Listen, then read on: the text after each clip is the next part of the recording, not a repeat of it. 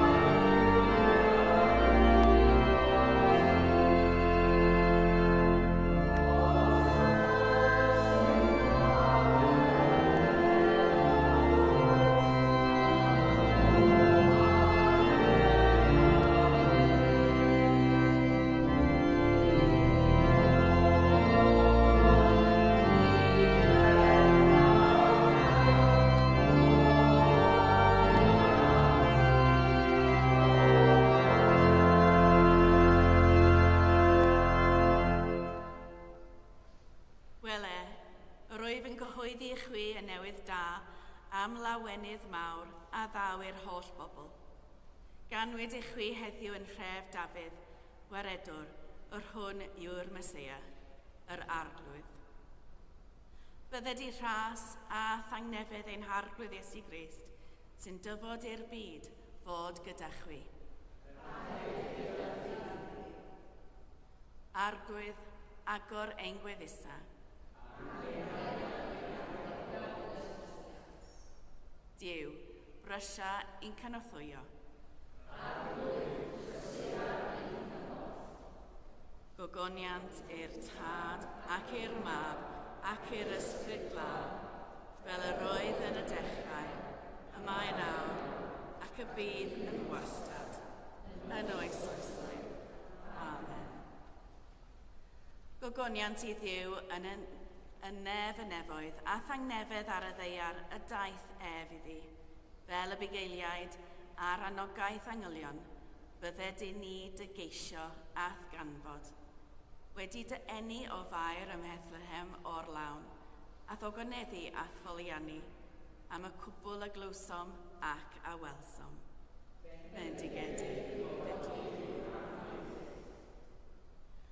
o ddwythineb sy'n dyfod o enar goruchaf ac yn estyn o un eithaf y ddeiar e llall, gan osod popeth mewn trefn a llaw, gref a thyner. Ted a dysg i ni lwybr ban gywir. Fy mrodyr am chwiorydd. Mae gwyl y Nadolig yn llenwi'r byd ar gorfoledd a hyfrydwch, a goleuni a bywyd.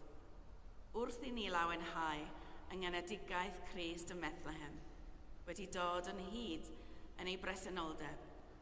Gadewch i ni wrando ar eiriau ysgrythyr a thrysorau'r pethau hyn yn ein calon, gan fyfyrio ar bopeth a wnaeth Duw drosom yng Nghrist. Bydded i neges yr angylion lenwi ein calonau a llawenydd, a bydded i ysbryd Duw a gysgododd Mair gryfhau ein ffydd. Felly, bydded i'n unna sydd wedi teithio yn ein calon a'n meddwl i dref Dafydd, gyhoeddi i'r holl bobl, gariad syfyrdanol y tad a rhoi gogoniant i Dduw yn y goruchaf.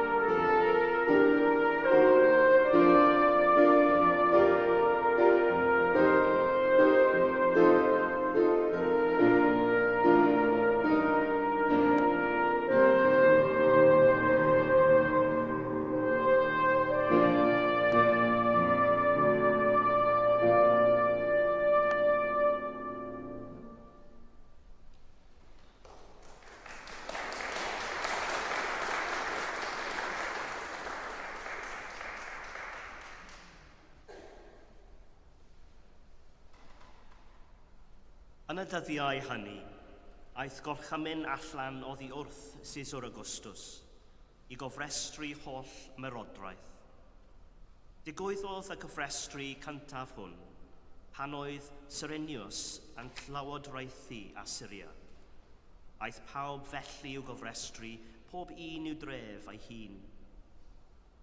Oherwydd ei fod yn perthyn i di a theulu Dafydd, aeth Joseph i fyny o dref Nazareth yng Galilea i Judea, i dref Dafydd a elwyr Bethlehem, i ymgofrestru ynghyd â Mair a'i ddyweddu. Ac yr oedd hi'n feichiog.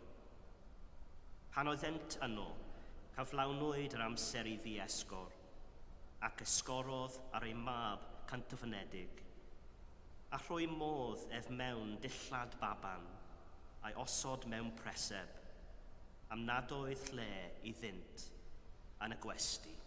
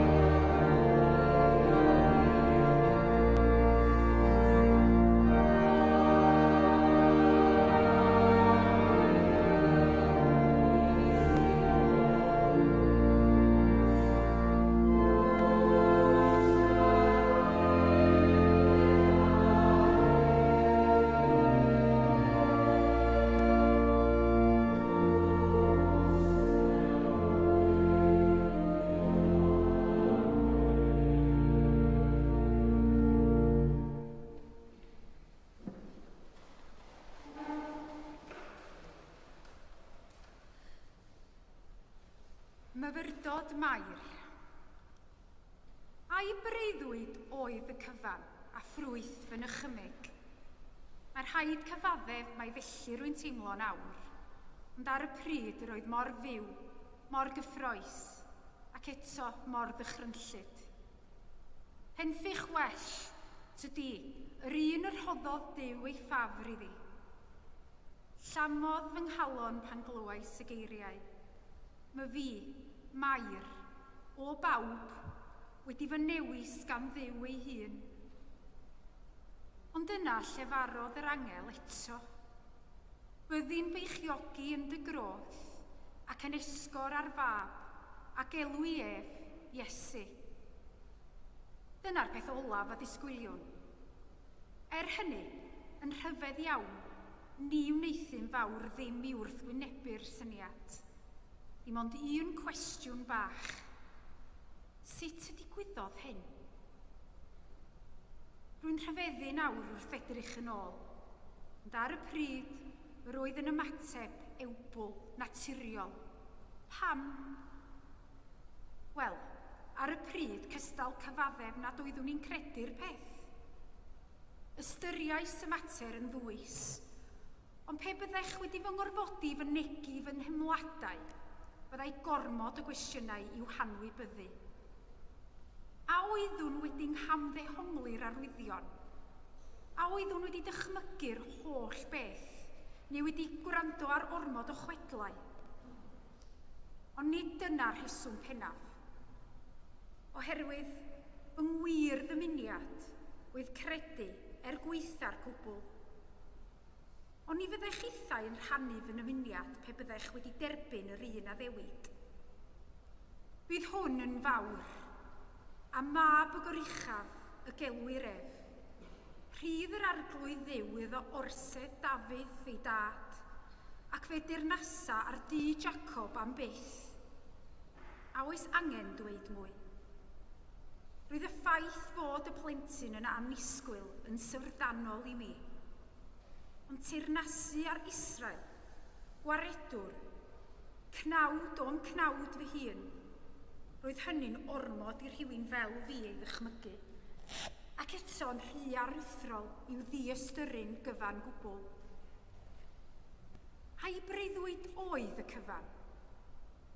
Ni allaf gredu hynny mwyach oherwydd wrth lefaru'r geiriau hyn, rwy'n eistedd mewn stabl yn syllu ar breseb ac yno'n gorwedd mae fy mhlentyn bach, Iesu.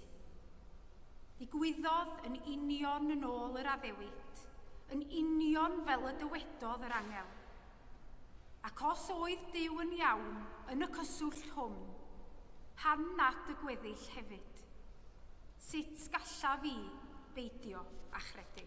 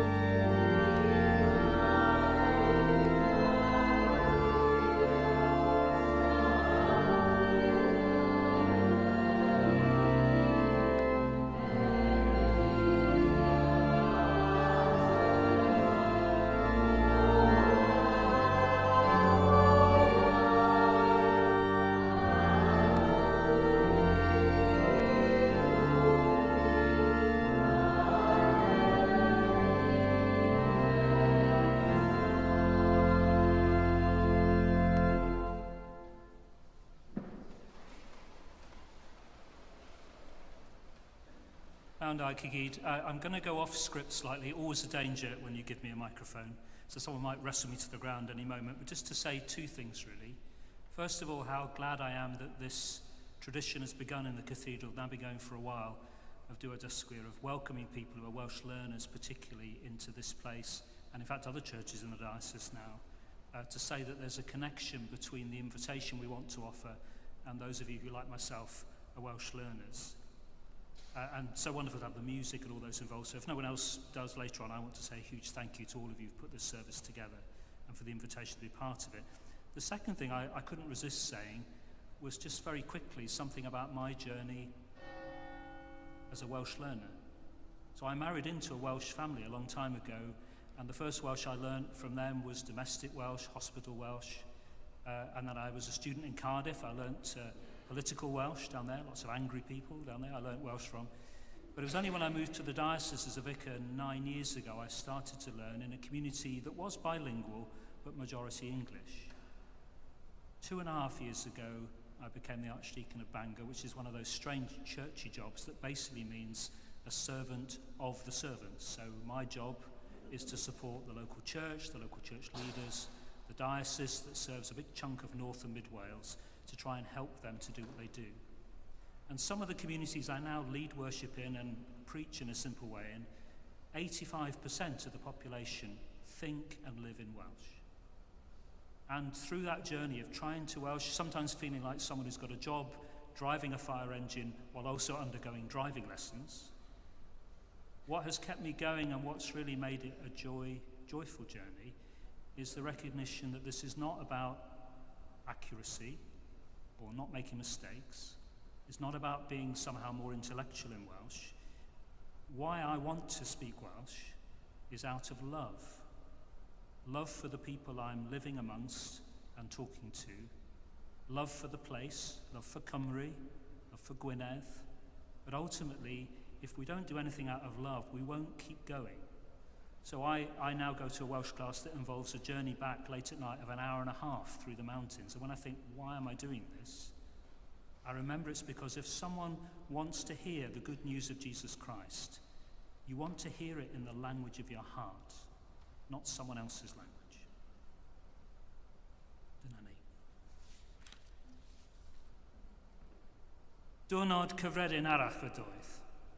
Dim byd arbennig, dim byd gwahanol, dim ond diwrnod cyffredin. Pobl gyffredin oedd ymnynau. Dyn sy'n achosi mwy o benbleth, dibwys, dirim, bugeiliaid cyffredin, yn gweithio yn y caeau. Hynny, ni oedd yn cyntaf i dderbyn y fraint arbennig hon. Yr ai cyntaf i wybod, yr ai cyntaf i weld, yr ai cyntaf i ddathlu, yr ai cyntaf i ddweud. Dwi ddim yn siŵr o hyd be digwyddodd. Un funud, yr oedd y nos yn cael o'n cwmpas, a nesaf, yr oedd yn olau dydd. Un funud yr edrych ymlaen am fynd adra, a nesa yn mynd a frys i Bethlehem.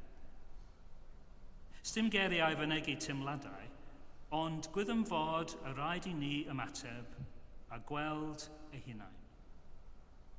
Nid oedden yn disgwyl gweld dim, cofiwch chi. Wel, nid o'n rhywun yn disgwyl nac ydy. Nid o Meseia yn cyrraedd bob dydd. Yr oeddem ni wedi dychmygu erioed mai yn ogoniad, efo sain a Idgar, bydd y gywredwr yn dywed. Ond, wyddwch chi be? Pan gyrhaeddon ni, dybynion popeth fel y dyweddwyd wrthym, arbennig iawn, unigrw, ac eto'n ryfeddodd o aferol, yn gyfredin. Nid Jerusalem, ond Bethlehem. Nid tywysog ar ei orsedd, ond baban mewn preseb. Mae'n anodd credu, hyd yn oed heddiw, bod Duw wedi dewis dywad mewn baban bychan bregus.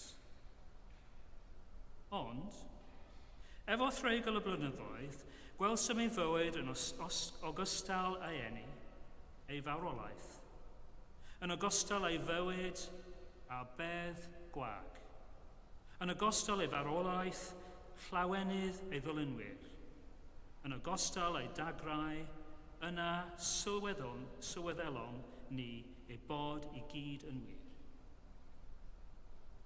Dewisodd ddywad atom ni, ac ato chwythau hefyd, i bobl gyffredin yn y mod mwyedd cyffredin. Dyma anreg ryfeddol ac yngyfredin. Felly, mae Iesu yw'r anreg nadolig i ti ac i mi.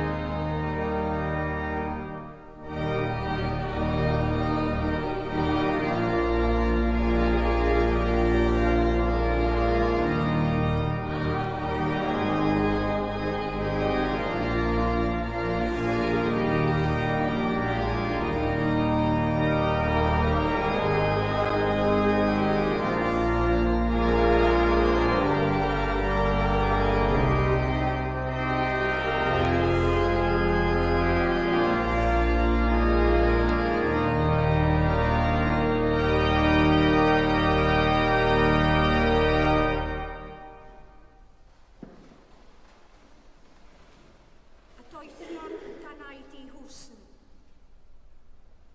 Pwy yw'r rhain sy'n dod i'r ddinas ar y bryn, yng ngolau'r seren glaer ar ei camelod gwyn?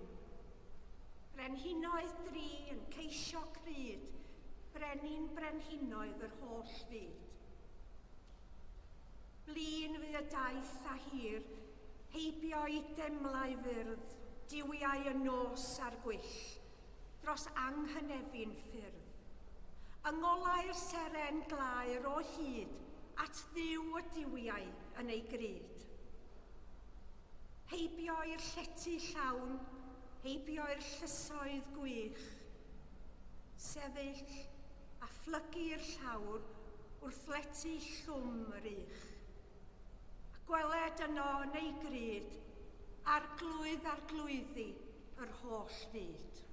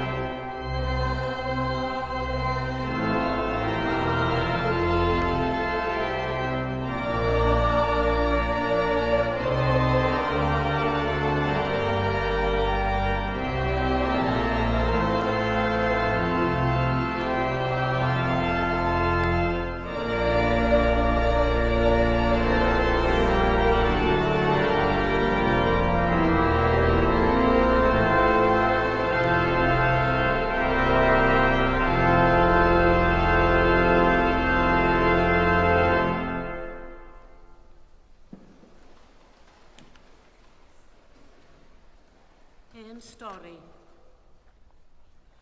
Gweitha'r byd mae hi'n hen stori.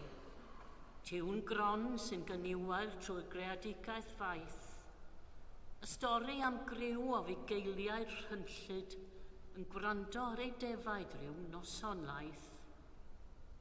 Roedd diwdod ar fi'n dod i'r byd mewn stabal, a'i fam yn ei hartaeth ar dipyn o wely gwair. Pan ddaeth o, fe yw'r hwymwyd yn dyn mewn cadachau a'i roi yn y mansiar naeth y wirthiol fair.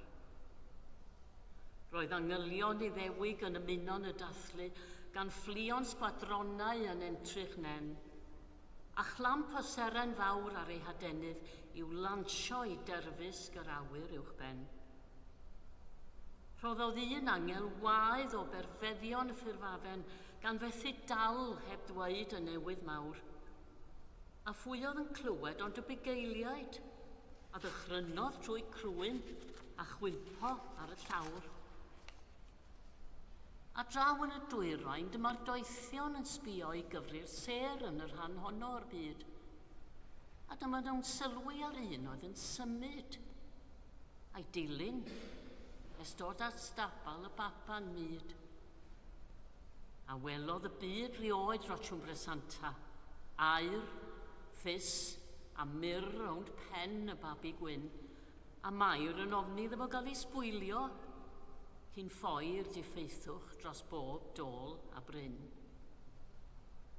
Ond daeth y babi dyfu fyny fod yn waredwr ac yn rhosyn saron ac yn oen diw, i ddangos i bobl sut i fyw mewn cariad, yn lle ryw hen gecru bob munud byw.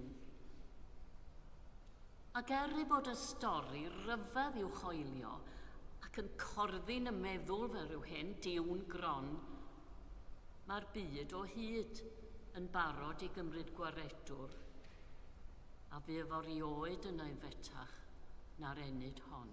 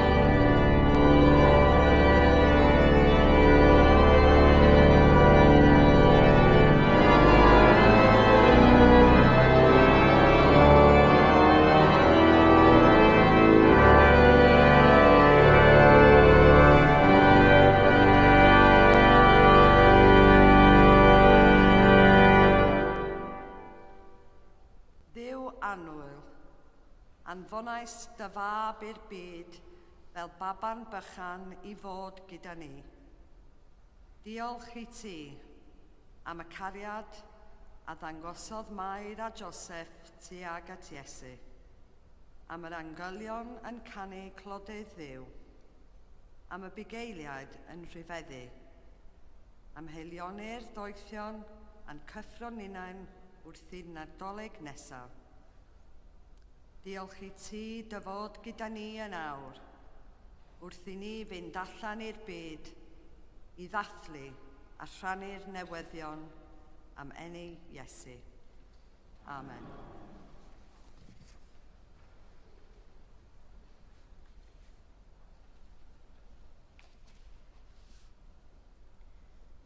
Bydded i ddiw, Dad, a garodd y byd gymaint nes iddo anfon ei unig fab, roddi i chwi ras i baratoi at fywyd tragwyddo.